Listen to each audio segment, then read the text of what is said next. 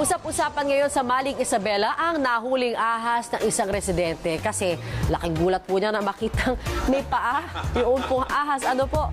Yan yung umagang balita ni Harris Julio. Usap-usapan ngayon sa bayan ng Malig sa Isabela ang ahas na ito na nahuli sa bahay ng pamilya Gambol sa barangay Ulango.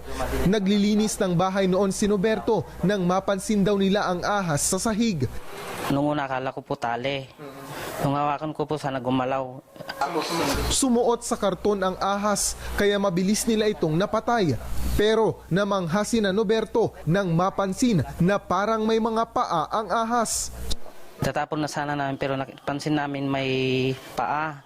Kaya po namangha po kami. Kung alam lang daw nila Norberto na may paa itong ahas, posibleng binuhay pa nila dahil sa labis na pagkamangha. Ang biru-biruan nga ngayon dito sa kanilang lugar, baka naman itong ahas anak na ng dragon na nakaukit sa kanilang pinto.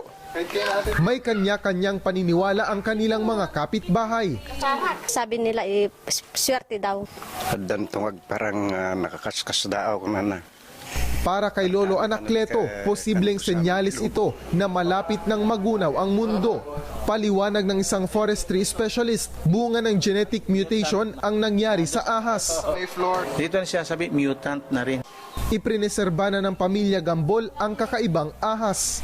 Harris Julio, ABS-CBN News, Isabela.